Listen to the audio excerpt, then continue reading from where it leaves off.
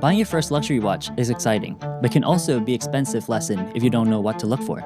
In today's episode, we'll go over the beginner's guide to buying your first luxury watch and the 5 things to check. The first, is it the right watch for you?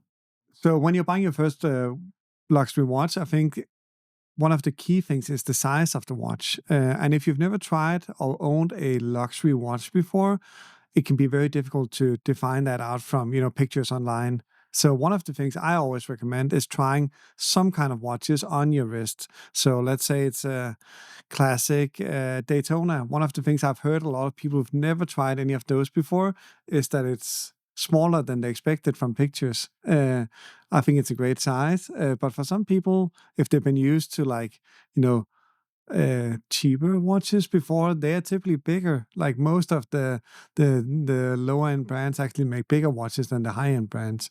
But other watches like a Royal Oak, I think it's also super important to try on your wrist because you cannot just look at like, oh, it's 41 millimeters and I have another 40 and then it's almost the same because it's actually not, it's significantly bigger. So trying something on is super important. What things do you think is important?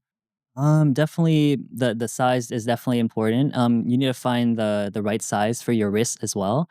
You mentioned to me before about like the James Cameron that you like that watch, right? But then when you see it in person compared to when you see it in the picture, it's totally different because you see only one dimension and not the thickness of it, right? Yeah, definitely. But that was one of the watches when they announced that. I saw the pictures. Oh, I want one of those in my collection, and then actually signed up for it back in the day. And then when at that point I've never seen one in person, and then I tried one on my wrist, and it's like way too big. Like it's because it's so thick. It's also a bigger case size, but also the thickness is super important, and that's one of the things you don't always see online is a slim case. You can typically wear a little bit bigger watch, but if it's thick, you want to go smaller.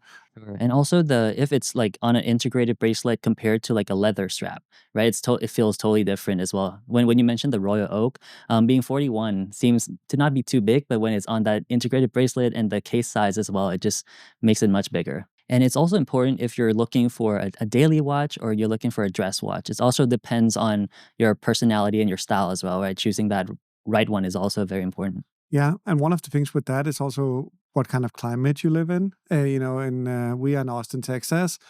Sell a lot of rubber, like straps here, but also bracelets, where in some kind of cultures and also other climates, leather straps is more popular and stuff like that. But in a warm climate, leather strap can get a little nasty over time, where you can't just like wash it and stuff like that. Because yeah, technically, you should say, oh, an alligator strap should be possible to like put in water, but technically, it's not actually not great for it. Like every time you wash it, it's gonna you know, you know, the condition is worsened a little bit. You can do that, f- for a few years, but if you live in a warm climate and get it sweaty and wash it on a weekly basis, you're gonna need to replace it at some point. I agree with that. And another point to think about is if you want a modern watch or a vintage watch, and the maintenance part of that is also crucial, similar to buying a vintage car, right? Something like that. Yeah, definitely. But yeah, if it's a daily watch, like you want a classic Submariner look, for example, if it's a daily, you don't need to go the newest model, but maybe get, a 1166 10 LN, or maybe even a 166 10 LN. So that's like about 20 years ago, where they were like what you call like new vintage, is Yeah, still vintage. okay Yep. if you check that it's still water resistant and stuff like that. But I would not recommend going with something that's like 60, 70 years old if it's something you want to as a daily watch. Great for an occasional watch, but daily watch, I would recommend something that's built within the last 20, 25 years, maybe new vintage and newer. I agree with that. And I think the final take for finding your first the one that's right for you is that you don't need to go follow the trend or anything. Just buy the piece to enjoy wearing for the next 10, 20 years and maybe pass it on to the next generation. Yeah, definitely, and also something that fits for your life. Because again, some people might say, "Oh, a vintage watch that's from the '60s." I'm a lawyer. and sit in an office. Like I can wear that. I'm never out and get it wet, whatever. And we also have people that are police officers, for example, that want to wear their sub every day at work. Mhm. Then I'll probably not go too old on that. The build quality is just significantly better the last 20 years on the cases and stuff. The movements are also great on the older, but it's like the actual case and bracelet is just a higher build quality when you go into the 6-digit reference numbers compared to the older ones. And the second thing to check is authenticity. Before anything else, make sure the watch is real. I agree 100% with that. Like, it doesn't matter how nice a watch or how good a deal you found. If the watch is not authentic, everything else doesn't matter. Yeah, and how do you do that? How do you make sure that your watch is authentic? Some people, when they're buying their first watch, they think they need to become an expert, and you need to judge whether a watch is authentic, and that's where you can get in real big trouble. So, so how do you make sure if you don't do that? And one of the things is buying the watch, for example, a place where they have authenticity guarantee on it. Buying it from a place where this is an original watch, and they would never sell you something that's not authentic is super important. Yeah, I totally agree. For example, here at Investment Watches, we run through multiple steps before we deliver it to the client, right? A watchmaker would go through the movement test, the pressure test, all the serial checks and everything, make sure there's no Frankenstein parts. Yeah, yeah, we see that all the time. I had one come in last week with a Batman, and the first thing when I got it in my hand is like some of the screws looked off. Like I would just see the screws didn't look normal on it, and then we start looking at like there's something with the bezel as well. So the bezel, just the blue was slightly off. The client actually didn't know. Like he bought it, from another dealer. And we have to give him the bad news that it's not something we can sell. Like we actually stopped the check when we could see like it's not something that we would sell to our clients, but but I could see something off on the case, something on the bezel. Some of the links, at least, were not authentic, Mm, and the box was also not authentic. And at wow. that point, we just said like it's not for us. But Yeah. I would go back to wherever you bought it and request a refund, deliver the watch back. That's your best option. And even the other day, I saw a Hulk that uses the bezel of a Starbucks, and the color is just completely off. And yeah, and then we send, of course, we send that one back to the dealer as well. Yeah, it just didn't work. Yeah, and some of the things with those, especially on the Starbucks, for example, people did that a lot because it was not always on the warranty card that they put the LV. So the LV means Lunette Verde, so it's the green bezel. But it was not always that Rolex actually added that to the papers back, the card back then. Today, most of that is captured on the warranty card.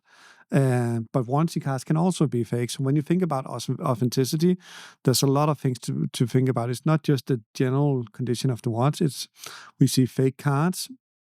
We see one of the biggest things right now is cards that are updated. So people, buy something they think is a 2024, and then it's actually a 2020. Someone removed the 4 because it's a handwritten at the Rolex dealership or other brands, and then they just like made it into a 4 instead of a 0, for example. And then the value of the watch might jump, a few thousand. So it might be an original watch. Um, but the warranty card is not original, and that's probably one of the most common things in the industry today. Hmm. And how can we prevent that? Like the main thing is where you buy it from. So we can check it, but as an individual, it's very difficult to prevent that. So just yeah, be super aware of where you buy your watch, because it's something that happens a lot. I think the most two common things right now that you need to be aware of authenticity is dial swaps and updated cards. Mm, There's also like generally fake watches, yeah. but we actually see fewer of those now. But I think it's also because we are who we are, and people know you're not going to sell a fake watch to us. But the dial swaps and updated cards happen, and it's a problem in the industry, and most of them come from the Diamond District. We have to say, like it's where people simply just like erase the date, update it. We've had multiple, also from like some bigger dealers where we received the watch and we're like, there's some variations in the card where you can see that it's done, but it is a problem Yep. and not something that's easy for an individual to know. For sure, and even something as not as major, but like if you're buying a watch full set, make sure the box is actually authentic as well, right? Because we've seen in the past of people just swapping boxes around, and that's just crazy. Even the box, they're making trying to make profit from that, which is unacceptable. Yeah, exactly. But yeah, boxes are very often faked. So also where you have an original watch, but the box is fake because people think, oh, I'll just go on eBay and pay $50 for a box. In general, a Rolex box is not specific to the watch, so that's a good thing. So if you lose your box, you can actually buy a new one. And a Rolex box, a traditional classic one, typically around $300 for an original one. So it's not like the end of the world if you lost your box. But the You can buy, card, if yeah, you the lost the card, card. The card is a different case because that's typically like, let's say 15% of the value of the watch that's gone, and you cannot get a new card. On Patek and stuff like that, you can get archive papers, which definitely help. It's not 100% the value of original papers, but it might be like somewhere in between. So let's say that it's 15% you lose if you don't have the papers for a Patek. If you get archive papers, you might make half of that back. yeah. Which is a great thing from them. On Rolex, you cannot do that. The closest you can do is actually get it serviced by Mm, Rolex and get service a card. service card on it. And that's actually one thing that I recommend.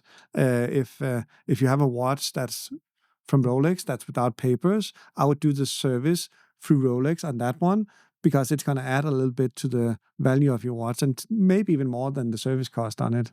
Another thing when we talk box and papers is also like all the additional things. So there's like a booklet, there's hang tags. Booklets for Patek are sometimes over $1,000. So about $1,000 just for the booklet that Wow. follows that. So if it's missing the booklet, it's about Mhm. $1,000 value, Mm. and not it's not specific to the watch. So you can go and buy a new one, but it's basically $1,000. Some of them slightly less, some of them more, but it's typically in that range. Um, Also on some of them, uh, a Rolex watch, a modern one, comes with two tags. And one of them is the green tag, and the other one is the red tag. The green tag is not specific to the watch. So it means that if you lose it, you can buy another one. It's like Mm. $20, no problem. Yep. The white tag, Rolex don't always give that out, but it's important, especially if it's a rare dial on your watch. Um, so so if your watch has, let's say a Tiffany blue dial or whatever special custom dial it might be, that's you see that from the white tag. So I think yesterday we had like a Pikachu come in, for example, comes with a white tag. We can check that is actually born as a Pikachu. It's not an aftermarket or dial swap. We have other ways we can also check that, but it's not noted in the warranty papers. It's only noted on the white tag. Oh, okay. And the serial number has to match between the white tag and the card always, right? Yeah, you'll check the watch, you'll check the warranty card, and you check the white tag that all the serials match. But the difference is on the reference number on a card, it says, as an example, on a Pikachu, it would say 1265 18LN. But on the white tag, it will say 1265 18LN dash 0006. And the 6 is the Pikachu dial. Um, so, uh, and it would be smart they also added that to the card, but they just don't. But we can get serial checks on them and check them in other ways. But it's always a benefit if you also have that white tag where it says that. The third point to look at would be what condition is the watch really in? Two watches can have the same reference number, but can be thousands apart just because of the condition alone. Yeah, condition is super important. And one of the key things is like don't trust online listing conditions. Some companies you can, but even on the big marketplaces, don't trust the condition. Um, and there's a few reasons for that. Like one of the things I often see is like Mm, a 30, 40-year-old watch and it says unpolished. And if mm, you've seen a lot of watches, you can see, oh, this watch has been polished. Mid-polish, yeah. Some of the things when they say that, it's just that it's not been polished recently. It has scratches on it, but that doesn't mean that it's not been polished. It's just not been polished right now. It's so often you can see like there's ways to look at that, like on the clasp, on the locks, how sharp are they, what are the edges on it and stuff like that. And it's also not like super crucially important that it's never been polished. I think that's one of the misunderstanding in the industry. Is like, oh, my watch has been polished, that's a major issue. Not necessarily. The most important thing is that you're getting what you're paying for. So it's like you don't want to pay 10 or 20% extra for an unpolished watch and then it's actually been polished. But if you get something that looks almost unpolished, and you get it at a great price, no problem. And polishing, as long as it's done by someone who's good, it's no problem. Like, it's the problem is when people have taken, a Rolex to the local store in the small town where it's like they just like put the whole watch in a polishing machine and don't know. And we see that like where almost like the whole crown and everything is gone, and like it's that happens. I think hopefully today people are a little bit smarter with their watches than what they were 20 years ago. But it's something we do see. Yeah, and definitely apart from the case and the dial is also very important to have like the same condition as it should be. For example, like my day date, if I'm looking that the all the looms should be still like full and like yeah, so that plays a huge role in the pricing as well. Yeah. Definitely, and also condition of dial and hands. If you look at some of the little bit new vintage or vintage watches, one of the things you want to keep look at is if the patina is even on the watch. So if you see something where the hands are, for example, like Mm, bright white, yeah, but the hour markers are yeah, yellow, yeah, then you know, okay, it's had a replacement of hands at some point. So if those two are not very similar in the patina, something has been replaced on the watch, and this is that a big issue? Not really, as long as you don't pay for, something that's all original, because the hands are probably original Rolex. But Rolex would, at service, often polish your watch. They would, if the hands were in bad condition, they put new hands in it. And for collectability, that's not always great. It doesn't make the watch fake or anything like that. It's just like, not period correct yeah, exactly. But it's more common that that actually happened than that it didn't happen. Like if you have a 40-year-old GMT, most of them have had a replacement on them. It's actually fairly rare that we see something come in where it's like all original. That's amazing when it is, but a lot of them will have had replacement and polishing and stuff like that, and it's totally okay. It just needs to be, you know, priced correctly after that. for sure. And how much do you think the service history, the importance of service history to like the condition? It's not like a car where you need to go to service every month. Like if you have a Ferrari, you need to like make sure that every year it goes to Ferrari, because if you don't do that, it will hurt the value whenever you want to resell it. On a watch, people are not as, oh, it needs to go to service every 5 years, and if you did it after 6 or 7 years, it loses a lot of value. That's not necessarily the case on watches, as long as you go to service when the watch needed. But it's not like a specific date like it is on cars. But the importance of something, again, if we talk vintage, that it's original is very significant. Like some of the, you can take an example of a GMT from the 70s, a 1675. Yep. Yeah, those ones, they go anywhere between like 10,000 and 50,000. Yeah. So that's a huge gap depending on configuration Hmm. on it. Does it have a old fuchsia bezel on it, for example? Does it have those kind of things? Because very few of them are left with those old bezel with the, you can see like even the old stuff with the bakelite inserts and stuff like that. If the dial is like the gilt dial, if it's like a gilt dial, the price just jumps so much as well. Yeah, exactly. So if you find something that's very old, rare, and fully original, it has a huge effect on the price.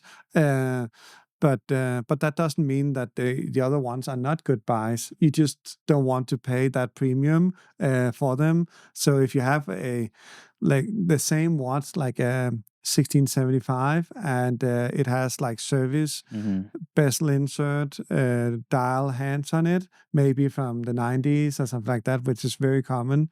Um, then the watch might be worth 13,000 instead. So it's still, a great buy at that price. You just don't want to pay 30,000 or 40,000 for that watch. So the fourth point would be, is the price right? You don't compare your watch to the cheapest listing. Compare it to the right listing. Let's go through a little bit about it here. People compare the prices, the exact same references, but sometimes the dial and other configurations is not the same, right? So you can't really compare it like that. Yeah, it really depends what kind of watch it is. Because if it's like a modern black sub, it's very easy to compare. You can go on Chrono, say box and papers, 1266 10LN, search for that, choose the years. Like say you're looking at a 2023, take 23, 24, 25, and compare, is the price I'm getting it offered at correct? And I would recommend everyone doing that when they buy a watch from us, from anywhere. Look at that you're not paying too much for it. And it's fairly easy, especially on those new models that only have like one configuration.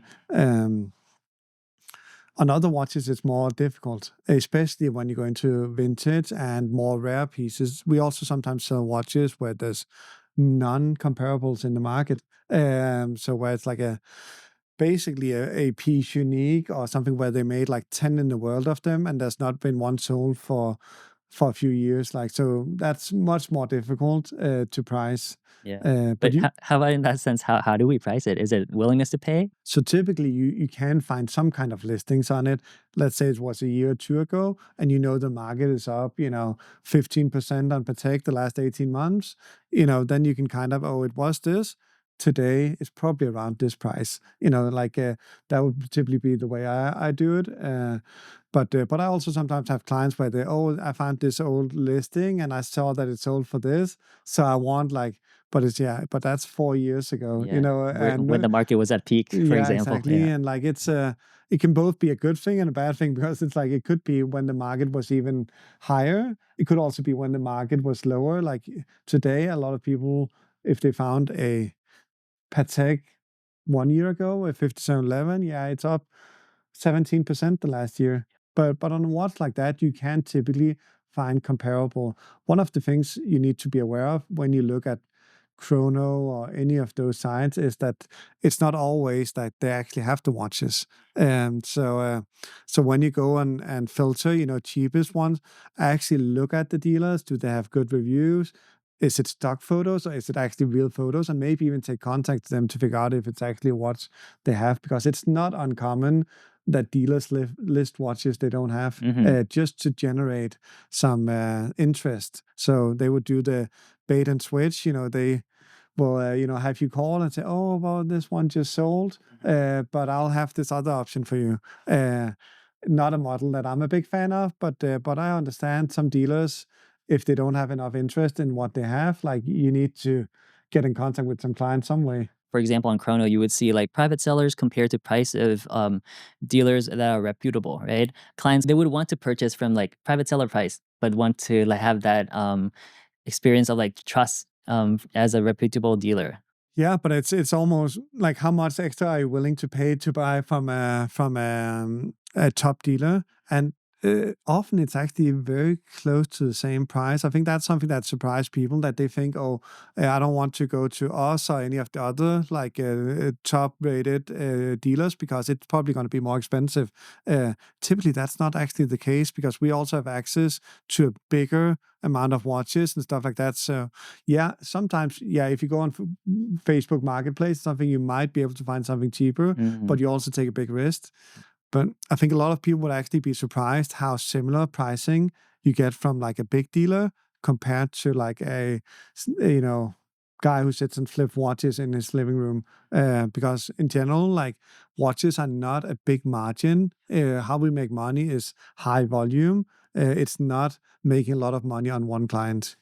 For sure, but for me as a buyer, paying a few $100 extra just for that, credibility, definitely worth it, yeah.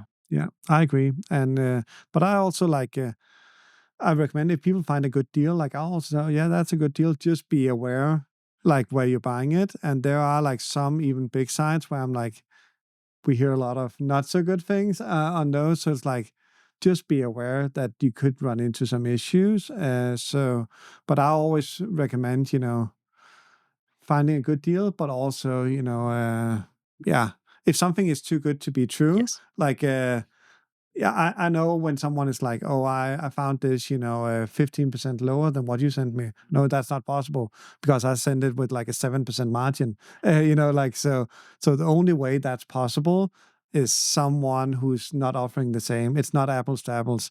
So they've either, you know, worst case, it's a fake watch. It could also be that it's not in the same condition. Could Mhm. also be that it's one of the dealers who takes links out of the Yep. watches. Yep. Could be like that it's fake, like, but something is typically off. If Mhm. something is like over 10% cheaper than it is other places, then you need to be aware that that's probably a problem. Yeah. Because just the margins are not that big. It's could you potentially save a few percentage, one versus another? Yeah, yeah, you could. One of the things I think some people are also maybe not aware of is Mhm. like as a first time buyer, buying on the platform can be a good idea. Like either find someone a company that you trust, or one of the platforms can also be an okay idea. One thing to be aware of is that most companies add a markup when you sell on platforms, similar to us and others, that they will add like 5-6% to the same watch because we pay fees when we sell on eBay, Chrono, Bezel, all of those. Um, so that's just one thing to be aware of, that if you actually go directly to someone, you're probably going to get a better price. But as the first time buyer, it's not necessarily a bad idea, to buy through one of the platforms. Yeah, in terms of pricing, a lot of, first-time buyers would be confused, like, how come the MSRP price and the secondary market price is so different? Yeah, it's a great question and something that a lot of people, when they buy the first watch, need to understand how the watch market works. Because they would look at, a let's take one of the classic examples, a Panda Daytona, and the retail MSRP is about 15,000. Market price right now about 35,000. So people be like, "Oh, so you must be making like 20,000 on that watch." I would love if that was true, but the way it works is typically to get that at MSRP, you have to buy stuff, and most of the time stuff that you lose money on. So you kind of like have two options when you look at pricing. You can either go what we call the AD route, so the authorized dealer. So you buy watches from them, and over time you might be able to get something that actually sells above in the market. But typically, how you get there is buying stuff that sells below. And that could be like full gold shops. It could be also other products. It could be Omegas, Tudors, diamonds, stuff like that. Um, so if you go that route, one recommendation, yeah, I always give people is actually track if you're saving money on it. Because I've heard so many people who's like, "Oh, I finally got this Platona at retail." And then I'm like, "Oh, that's great. What did you have to buy?" "Yeah, but I bought this diamond for 50,000 and this Omega for 40,000." I'm like, "Okay, so you lost 20,000 on this and 25,000 on here to save 25,000 on the watch you wanted." Like, and you can just have done that straight. So some cases it makes sense, but a lot of cases it does not make sense. I think everyone should sign up for the watch they want, but just before you start buying stuff you don't want, please do the math so you don't end up, actually paying way more. And sometimes the cheapest option, or not sometimes, most of the time, the cheapest option is actually paying market price, even for the most popular watches. There's also watches where it's the other way around. Let's say you want a full gold sky dweller, or full gold sub. A lot of those you can find like 15 grand, maybe even more, under MSRP in the market. So a white gold Submariner, like as soon as you walk out of the store, you lose like 15, 20 grand on that. So some people have the idea that all of Rolex catalog sells over retail. That's not the case. It's today probably around 50-50, maybe even slightly under 50-50, because almost everything that's solid gold, everything with diamond, not everything, but a lot of the things with diamonds sell under retail. Patek, one of the best brands, top brands. Also for them, it's a few model lines that sell over retail. It's the Aquanaut, it's the Nautilus, still the Cubicus, most of them. But almost every other model sells under retail. And some of them are, amazing watches, perpetual calendars that cost $250,000. Uh, uh, but as soon as you buy one of them, you lose about 100 grand on it. So you can buy that brand new secondary market. Most of them we can get 100 grand under retail. So, and that's just something to be aware of, and might make sense to take that 100 grand loss if you're hoping to get another one, but often it doesn't. Like, it's better just to go in the market, buy exactly what you want. Will 9 out of 10 times be the cheaper option for you. For sure. Yeah. So the most important thing is to do that research before you actually buy. Yeah. And also, like, if you go to the route where you're like, I'm buying this to hopefully get that, I'm like, just talk to them about like, what are my odds? Is it a done deal? Or because I also hear people where it's like, oh, I bought this and lost 20 grand on this because I was hoping to, like, one of the things we hear often is on the codes from AP, that people are, oh, I bought a code because I wanted a Royal Oak or a Jumbo or whatever. And then once they bought it, it's like a year later, yeah, but you need to buy another one to actually get, in front of the line and stuff like that. And some ADs are very open with how it works, and some are not. So it really also depending on who you're working with. Um, but yeah, I think for me it's mainly about transparency, and people know what they're going into, and if you want it at MSRP, it will typically mean that you have to lose money on other things. The fifth and the most important point is who you're buying it from. A great price from the wrong seller can cost you a fortune.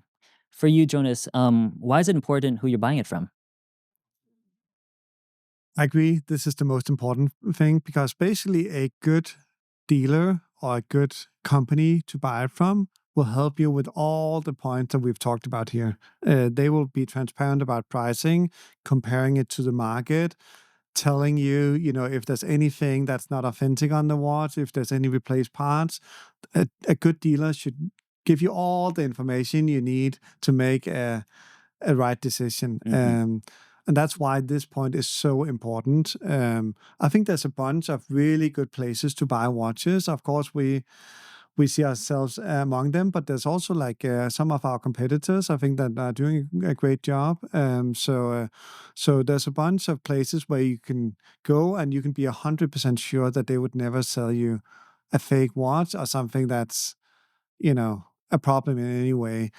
And also, even if a problem happens, it's Hmm. super important that you work with a company who will take that responsibility. Yeah. Because watches, there can be issues. We've had, sometimes with AP, there's mechanical issues. Like, so are you working with someone who'll take the responsibility of getting that fixed? There can be, whatever issue you can imagine, something goes wrong in the shipping, something like whatever it could be, you want to work with someone who takes the responsibility and fixes your issues. For sure. That after sale service is also very important, right? That letting the client know that we'll always be here to support them throughout, even after the sale. Yeah, definitely.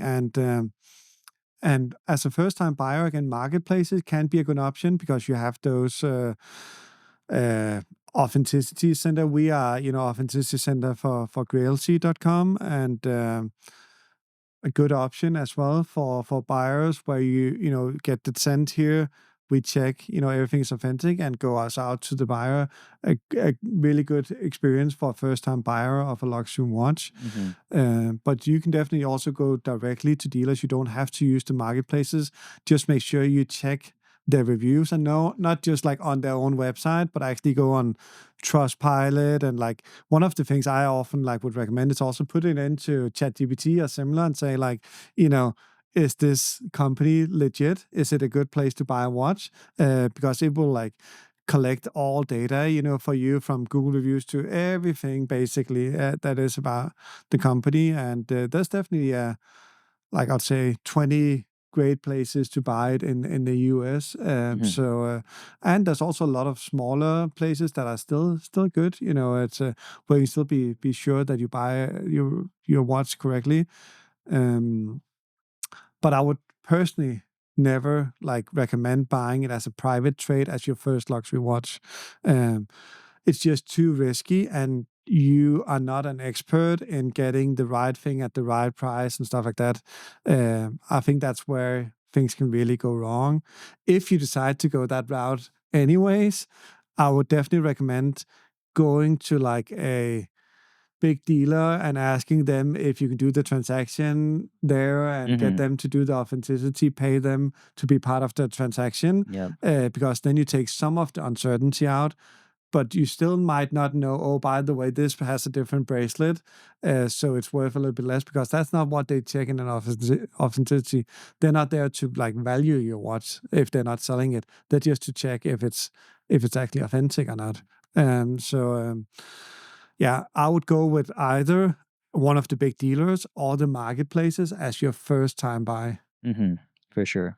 And then bring if you're going with the marketplace route, bring it to an authentication center, right? To get it tested before you actually make the purchase. Yeah. Yeah, definitely. And even like on the marketplaces, some of them have like authenticity guarantee and where it's actually sent in, and I think that's a good thing. Just be aware again if it's vintage, they're checking if it's authentic, not necessarily telling you, oh, this style is a service style, because it's still an authentic Mhm. Rolex style. So I would still recommend, working directly with a person, a dealer that are trusted and top rated and stuff like that can guide you and say, these are the things you should be aware on this specific watch. Sure. So as a first time buyer, would you recommend of like coming to a shop that has a physical presence over online? I would personally like go physical presence, but it's not like super important. Like as long as it's like a legit seller and dealer, then I think you're good. Like again, we also sell, all over the United States. We are located in Austin, so if people know that they can call us, we can even do a FaceTime and show the watch or Mhm. whatever. Like that's no problem. Um, so I don't think it has to show up physically. There's more like, again, if you need to try, if you're uncertain Mm. about what watch you're buying, sizing and stuff like that, I would go, to a local place and see if you can try something on your wrist. But if you already know what you're getting, and one of the you know good dealers have that listing, I would not be afraid of buying it from them. I would typically not just check out online. I would actually call them or take contact. We have people that just check out online, and that's totally good. But often we also like basically the best price online, but sometimes you can get a little bit of discount if you pay on a wire or something like that. So I would typically just get in contact them before you do the purchase, check that they have the watch in stock. Uh, can it be discounted in any way? Because dealers prefer to do direct instead of you checking out, on a platform and stuff like that, and credit card fees and stuff like that. So there might be options for you to save a little bit on that. Like if they do check out online, it's better to have a place that has a refund or return policy, right, in place. Which, for example, we do have that 3-day return policy, right? Yeah. So you can get the watch as long as you don't start wearing it. Check it. If it's not for you, you can send it back. one thing that I see fairly often is also that people buy from like an individual flipper who's like, selling a little bit of watches on the side. He has a different job maybe, and then sells, some watches in his spare time. And sometimes you can get a good deal like that. It is a risk. Like if you're not a watchmaker, they would say, yeah, they're all authentic and stuff like that. And I think most of them would actually never sell on purpose a fake watch, but they might do it on mistake by mistake. Because like there are fake watches in flow, and if you don't have watchmakers, if you don't have this as your main profession, you cannot tell the difference. They would all tell you they can, but they Mhm. cannot, I promise you. And so they are buying it probably from another dealer and another that gets, sourced, and 90% of the time it's going to be fine. Like it will be no problem, but at some point you run into an issue, and then that's where yeah, the difficulty can be. Because also if it's someone who does it on the side and you bought like a 50K watch, Yeah. is he okay just taking that loss, giving you the money back? Mhm. Like, if you have any uncertainty if he would do that, you should not do that deal. Yeah. Because it happens. We see it happening, and not always on purpose from the guy who's trading watches on the side, but just because there are fake watches in play, and if you're not a established dealer who have the infrastructure to check everything, you do take a risk. Sure, and that's definitely the benefit of buying from a place that has in-house watchmakers to check before every transaction. Yeah, and again, I even like when I started as a hobby thing, a lot of people do that. They buy a watch, look at it, yeah, it looks great, but there's always a risk. There is a risk, and even though people say, yeah, I've sold hundreds of watches, it's it is a risk that you take. So I would generally never recommend buying from you know those kind like it's I also want to support like the individual dealers and stuff like that, but it is a risky thing buying for those sort of things. So if you do that, bring it somewhere where they have watchmaker, where they have a reputation, and get it checked. Maybe even do the transaction there. But often, yeah, it's same thing if something happens later on with the watch, like Mhm. some of the service on a watch like that's can be super super expensive. So if you bought it from a private individual who's like trading a few watches here and there, and Yep. suddenly it's like a $10,000 service bill, is he gonna take it or not? Like if you have any uncertainty about that he will stand by that, don't buy it. So out. Yeah, you should typically get some kind of mechanical warranty when you buy a watch as well. There it is, guys. Hope you find the guide helpful. Don't forget to like and subscribe. Let us know down in the comments if there's anything else we've missed. See you in the next one.